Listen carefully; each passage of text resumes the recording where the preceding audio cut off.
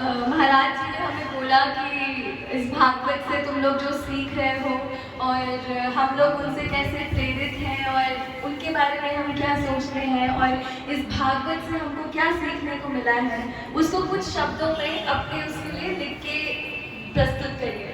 तो फिर here we are. So I start. Here we go.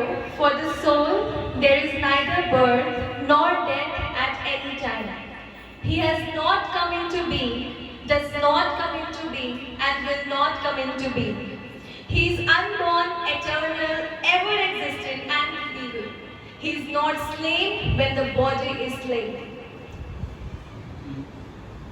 पहले मैं अनुवाद करूँगा, इससे पहले मैं आप सभी से एक बात कहना चाहूँगा।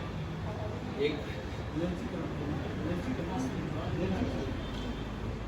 शिष्य का सौभाग्य होता है कि वो अपने गुरु के बारे में कुछ कह सके। हम पूरे जीवन गुरु से शिक्षा लेते हैं, पर हमें ये शुभ अवसर बहुत कम मिलता है कि हम अपने गुरु के बारे में चंद शब्द कह सकें। आज के इस पावन दिन हमें ये अवसर मिला और इसके लिए हम बहुत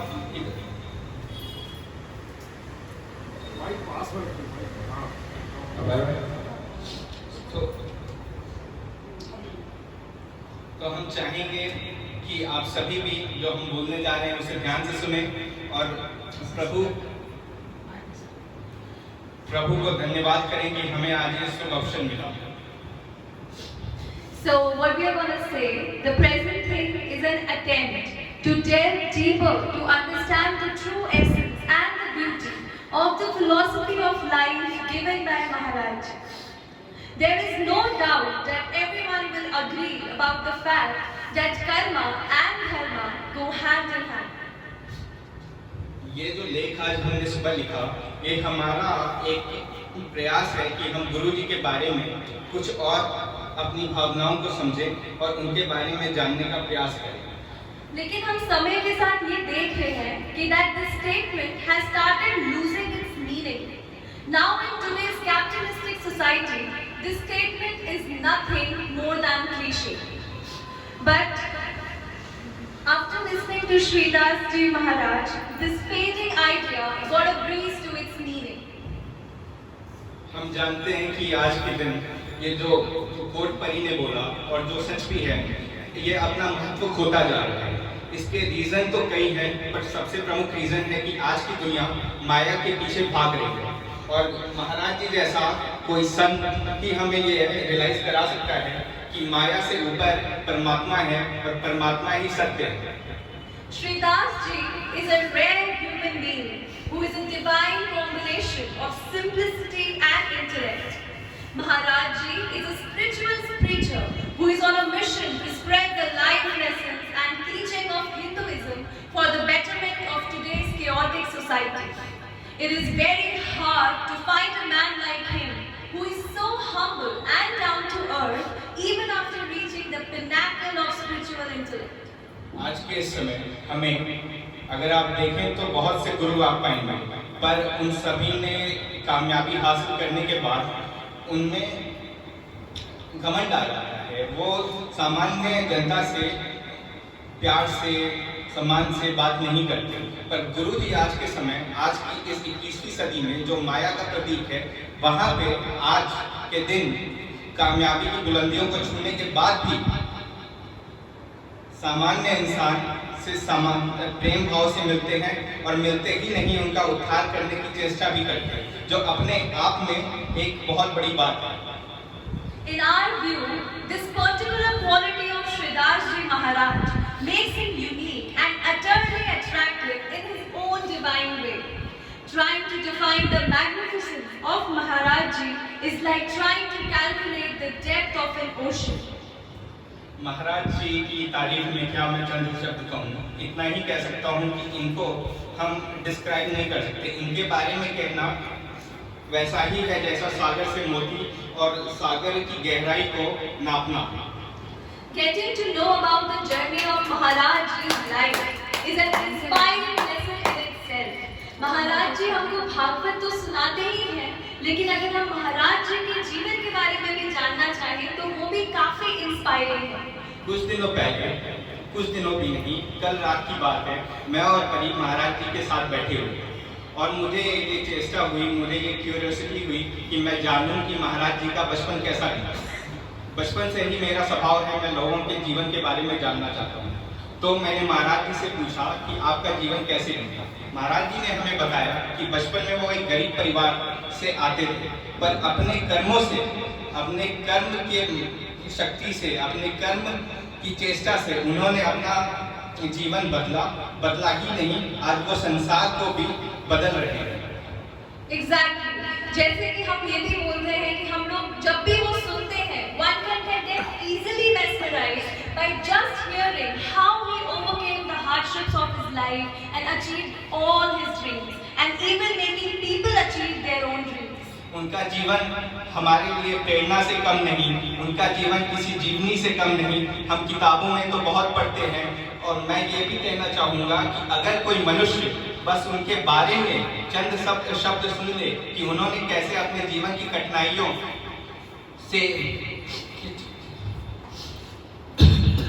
लड़ाई की और उन्होंने अपने जीवन को चरितार्थ किया, तो मैं मानता हूँ कि ये सुनना ही हमें इतने प्रोत्साहन देगा कि हम भी अपने जीवन को उद्धार लगा देंगे। ऐसे अद्भुत शख्सियत का जन्म भी, even his birth took place in the auspicious land of Lord Rama's beloved wife goddess Sita, that is Basi, living a life where he is not preaching just Indic scriptures, but is also helping people to overcome their sorrows and their fears. I think we are here just because of that.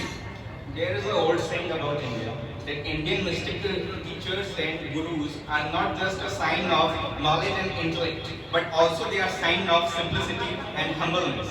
And as I got to know about Swamiji, so I realized he is not just a teacher or a preacher, he is also such a down-to-earth man who is a living example for us how one should be in his life. So I think he is not just a preacher or a spiritual teacher. For me, he is a perfect example how a person should be. मेरे लिए वो एक आदर्श, नाम तो मेरा है, पर मेरे लिए वो आदर्श मनुष्य से कम नहीं, क्योंकि उनमें वो सारे गुण हैं जो एक इंसान में होने चाहिए। हम लोगों को ये सौभाग्य मिला कि recently on the edge of the mystic river Ganga, we were blessed enough to have an opportunity to listen to him preach about the importance of dharma and karma in an individual's life, referring to the tale of Bhagavad Gita. Swami ji कहते हैं कि मनुष्य का भाग्य ही है कि वो भगवत गीता को सुन सके। तो मैं मानता हूँ कि आज सभी जो यहाँ बैठे हैं उन सब का भाग्य परमात्मा ने आज स्वयं लिखा है कि आज हम स्वामी जी के मुख से भागवत सुन रहे हैं और अपने जीवन को उद्धार कर रहे हैं। मैं चाहूँगा एक बार आप प्यार से बोलें हर हर महादेव, फिर बोलें राधे राधे, फिर बोलें क्या बोले बाके बिहारी की जय। बोलिए मेरे साथ, बाके बिहारी की जय। जय जय श्री राधे हर महादेव। अब इसी के साथ हम थोड़ा भागवत पे आना चाहेंगे। हम इतने दिनों से इतनी सारी चीजें सीख रहे हैं स्वामी जी से, तो कुछ हम शब्दों को यही व्यक्त कर देते हैं और सार की तरह उपस्थित करते हैं।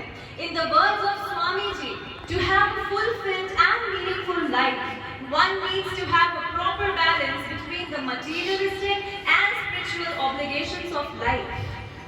जीवन क्या है? अगर कोई आपसे पूछे जीवन क्या है, तो जीवन कुछ नहीं, कर्मों से बना एक खेल है। जहाँ पे आप कर्म करते हैं, आप अगले लेवल में पहुँचते हैं, और जितने अच्छे आप कर्म करते हैं उतने ही अच्छे लेवल में पहुँचते हैं। और अगर आप इस खेल को जीतना चाहते हैं तो परमात्मा में मन लगाइए और आपको प्रभु वैकुंठ ले जाएंगे। जी बिल्कुल। और हम लोगों ने ये भी सीखा, पंडित जी ने हमको ये भी बताया कि वो इस बात के बहुत बड़े बिलीवर हैं कि हम लोग जो इस जन्म में कर्म करते हैं या हम इस जन्म में जो कुछ भी सह रहे हैं वो हमारे पिछले जन्म के कर्ज हैं। तो अगर मैं इसको ऐसे बोलूं कि he is a firm believer that one can clear his past life debts by enhancing the quality of his or her life. हम कहते हैं कि हमें कामयाबी नहीं मिलती, हम ये सोचते भी हैं कि ऐसा क्यों है, हम कर्म करते हैं तब भी हमें कामयाबी नहीं मिलती। मुझे लगता है ये ख्याल एक ना एक बार आप सभी के जीवन में आया होगा कि मनुष्य जो कर्म कर रहा है वो अपने पिछले पूर्व जीवन के जो उसने कुकर्म कहिए या फिर उसने जो गलत काम किए हैं उसकी भरपाई कर रहा है। और जिस दिन उसके ये डेप्थ बराबर हो जाएंगे, उसका अकाउंट क्लियर हो जाएगा, कॉमर्स वाले समझेंगे, तो उनका जीवन सिद्ध हो जाएगा, उनके कर्म सिद्ध हो जाएंगे और उनके कर्मों का फल उन्हें उसी दिन, उसी मिनट, उसी सेकंड से मिलना चालू हो जाएगा। हमने एक कथा से एक और चीज सीखी कि अगर तुम परमात्मा को पाना चाहते हो तो तुमको सत्कर्म करना चाहिए। पुण्य कर्म तो बहुत लोग कर देते हैं कि पैसे दे दिए और बोल दिया कि मेरी तरफ से बांट दीजिएगा, वो भी बहुत अच्छा काम है। लेकिन अगर तुम परमात्मा को पाना चाहते हो तो सत्कर्म करो, खुद से जाकर खिलाओ, तुम दूसरों के लिए मदद करोगे तो प्रभु तुमको अपने आप ही मिल जाएंगे। आज की माया की दुनिया में ये बहुत आसान है कि हम धन कमाएं और धन किसी को देके उसकी सहायता करें, पर ये सही में सहायता है? ये प्रश्न भी मेरे मन में काफी समय से था और कल मुझे इसका भी उत्तर मिला। कल हम कथा सुन रहे थे और आप सभी ने गौर फरमाया होगा कि मनुष्य दो प्रकार के अच्छे कर्म करता है। एक होता है सत्कर्म, यानी जो अच्छे कर्म आपने स्वयं किए। एक होता है पुण्य कर्म। पुण्य कर्म का अर्थ क्या है? आप पे धन है, आपने किसी को दिया और उसने उससे हेल्प की, उससे उसे सहायता हो, वो आप किसी को भोजन करा सकते हैं, आप किसी का इलाज करा सकते हैं, ये पुण्य कर्म है। पर सत्कर्म मनुष्य के लिए वैसा ही है जैसा बादल के लिए जल और सूरज के लिए प्रकाश। बोलो Radhe Radhe. We can assure nothing but a new true meaning of life।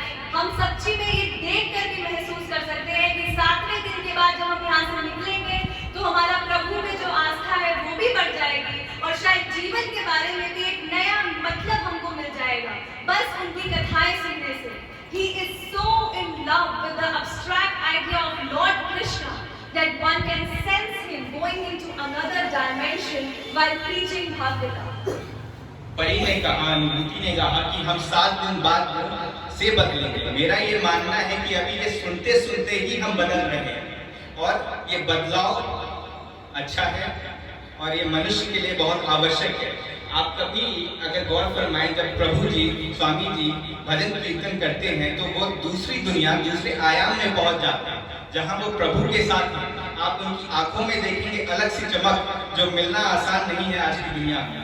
वो बस भजन नहीं करते, वो साथ में नृत्य भी करते हैं और जब कोई मनुष्य भजन के साथ नृत्य करे अर्थात वो परमात्मा का सबसे प्रिय प्राणी है। और ये सुनते ही हमें लगता है कि प्रभु जी आज ये हमारा अवसर, शुभ अवसर है हमारे लिए कि आज जब कथा हो तो हम प्रभु जी के साथ नृत्य करें। और ये एसेंस जो इन्होंने अंग्रेजी में कहा, जिसका अर्थ होता है हमें उसकी थोड़ी सी खुशबू, उसका थोड़ा सा स्वाद हम भी पा पाएं और अपने जीवन को चरितार्थ कर पाएं। बिल्कुल। He experiences all the lavasa of emotions, as Bhaiya said, while singing the bhajans of Almighty। और मुझे लगता है हमको भी जिस तरीके से पंडित जी हमको बताते जाते हैं कि महाभारत में तुमको दुख होता है तो पंडित जी हमारे सामने रोते हैं, खुशी होती है तो नृत्य करते हैं, तो शायद हम भी उनके साथ इस लम्हे को जिएंगे और शायद भगवान में हमारी आस्था और बढ़ेगी। Bhagavata is not just about Lord Krishna or about how we are living, but this is, I think, as Swamiji said, the art of living, how one should live. And the story of Krishna is in 3 parts. Swamiji told us it is about his childhood, where he was playing a quaint life of a kid who was having a very beautiful life. He was playing flute, he was having buttermilk, he was playing with gopis. On the other hand, after a while, after the age of 16, when he was mature enough, so he was working, as he said, कर्म ही मनुष्य का सबसे बड़ा धर्म है, तो वो अपना कर्म करने जीवन में चले गए। कहाँ गए आप सभी को पता होगा, बताइए। किसी को नहीं पता? चलिए, तो वो कंस को मारने चले गए, क्योंकि अधर्म का नाश करना भी मनुष्य के लिए उतना ही आवश्यक है जितना प्रभु ने हमें समझाया। उसके बाद आप देखेंगे कि महाभारत में उन्होंने अर्जुन का सारथी बने, और सारथी, मेरे लिए सारथी का अर्थ वो नहीं जो आपका रथ चला रहा है। मेरे लिए सारथी का अर्थ है जो आपके मन में जो समस्या है, जो आप सोच रहे हैं, जो आपके अंदर दुविधा है, उसको वो निवारण दे। उसका निवारण कैसे देता है कोई? समझाती, और आज के युग में समझाना किसी को प्यार से बहुत ही बड़ी बात है। और ये भगवान श्री कृष्ण ने हमें समझाया कि अर्जुन जब मैदान में बेचारा बहुत कंफ्यूज था, वो अपने रिश्तेदारों को नहीं मारना चाहता था, वो दुविधा में था कि मैं मारूं ना मारूं, ये धर्म है अधर्म है क्या है। तो प्रभु ने समझाया कि धर्म वही है जो अधर्म का नाश करे। तो अधर्म अगर आप कर रहे हैं जीवन में, तो श्री कृष्ण ने आपको समझाया है कि धर्म ही सबसे ऊपर है, और मनुष्य को धर्म के लिए हमेशा तैयार रहना चाहिए। धर्म ही कर्म है, जैसा हमने शुरुआत में कहा कि कर्म एंड धर्म गोज हैंड इन हैंड। इसका अर्थ क्या है? मनुष्य कर्म और धर्म साथ में ही करता है। अगर हम कहते हैं हम कर्म कर रहे हैं, तो अर्थात ये है कि हम धर्म भी साथ में कर रहे हैं। और अगर कोई कहता है हम धर्म कर रहे हैं, तो ये निश्चित है कि उसने अपने कर्म किए होंगे, तभी आज वो अपने धर्म को निभा पा रहा है।